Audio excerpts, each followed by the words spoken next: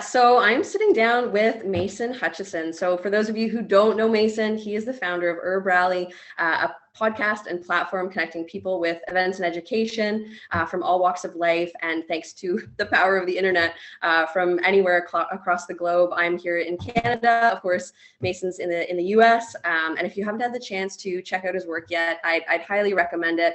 I'm such a huge fan of the podcast already. And since connecting with you directly, I've gone on to obviously explore the platform now as well. And it just is such a great collaborative wealth of knowledge. And you know, I've only probably touched the tip of the iceberg so far. So there's so much more to explore.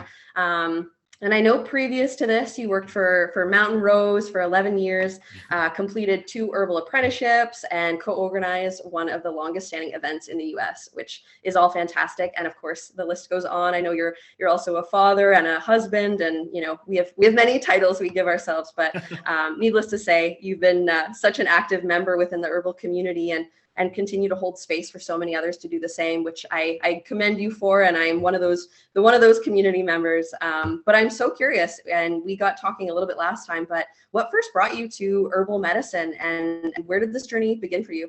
Feel free to not spare any details. I'm so curious. Thank you for that intro. It's really cool to hear other people describe it, because sometimes you find yourself like, I don't know, you're just kind of in it and you're like, I'm just doing what I do because I love it. But yeah, I guess it is significant for other people. And it always brings me so much joy to know that other people are getting value out of what we're producing here at HerbRally. So thanks. As far as what brought me to herbalism, I don't remember what I told you in our last conversation, but this may be, you know, different than what you were expecting. But I would say nutrition by way of, and I don't want to say this term like lightly, depression. I had a really just strong, I'd say, like sadness early on. And I remember learning what you consume, what you put in your body actually has an effect on your mood.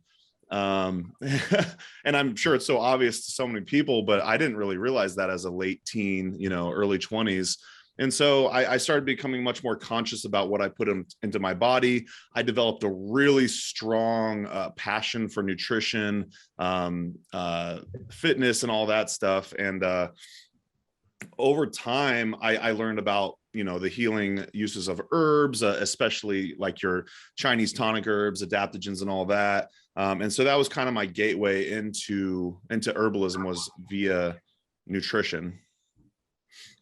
That's so cool. I love to hear that. And I think that's such a great point to, you know, jump off of, because I totally believe that. And I've, you know, of course, it took me also a period of time to get there too, but realizing that we are what we eat at the end of the day. And so much of what we put into our bodies, well, everything that we put into our bodies affects the way we think, the way we behave, and the way we exist in this world, you know?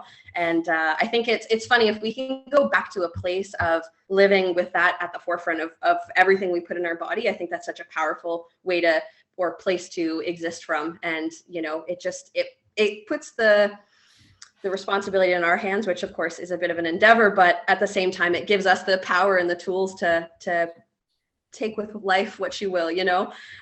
So I think that's such a really cool thing. And it's cool to hear that that's kind of what brought you to herbal medicine.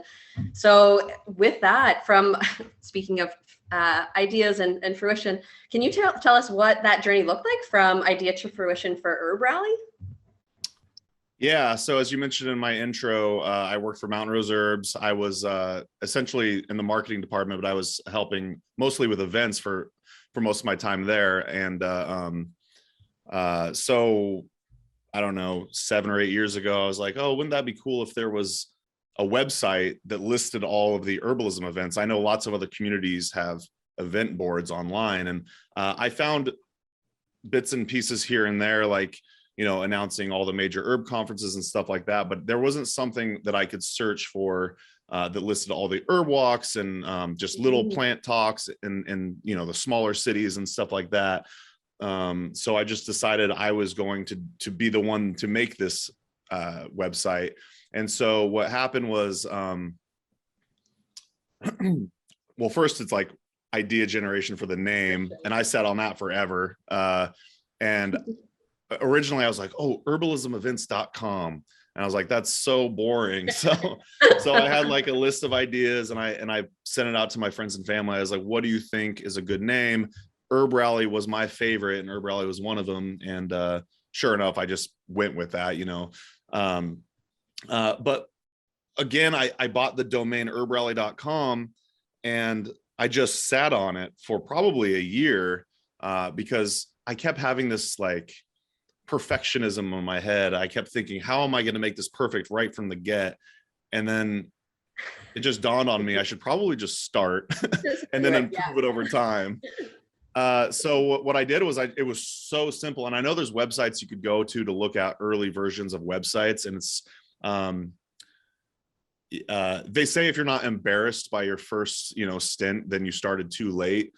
So I'm happy to say I'm embarrassed by the first iteration of HerbRally, but essentially all it was a list of events. And I knew about these events because I subscribed to tons of herbal newsletters, and I was just so immersed in that scene. So yeah, it really just started by listing events. That is so cool. And you know what the cool thing about that too, it just makes me think of a personal experience that I have that's very similar, that kind of got me to the herbal practice in general. I mean, I think it started, I think it starts off when we're kids, playing around the sandbox. I truly think it begins right from, basically inception, but later on in life anyways, once you go through the period of figuring out yourself and finding your way, and as we're continuing to do, I guess, for the rest of our lives. But I remember being a part of this, like this personal growth Facebook group at the time, and this goes back more than a decade ago. And it was a herbalist doing a plant walk. And I just thought, well, that sounds cool, and so it really speaks to the need. And sometimes people don't know what they're interested in until they try it. And, I did that and instantly fell in love. So, for all the people that are finding their very first events and stuff like that, all through HerbRally, I think it's so cool that you have this place and space that exists for people to find different opportunities that are in their area. And how far spread does it go? Like, do you list events? Is it just within the States? I can't remember if I'd seen more than the States, or is it more so central to the US, or? Yeah, so I'd say 95% of the events are listed in the United States. However, I do have an international events page, herbrally.com/international. No, /events/international. And there's probably 10 events happening there right now. I always welcome people to submit international events to me. I want to make that part more robust. But we also list in the age of COVID, we also list virtual events, which we never did before. We listed virtual schools, but now we actually list virtual events because there's so many of them. So yeah, virtual, international, and United States. Amazing. Well, and I get that's the beautiful thing about, as much as face-to-face connection is something that you can't quite pin against a virtual event. I think it's great that so many people can come together and attend virtual events that they might not be able to get to if it was just an in-person gathering. So I think that's really awesome. I haven't seen the international side, so I'll definitely have to check that out after we chat. But that's amazing. So I think you're definitely filling a void for the event niche. I think that's amazing.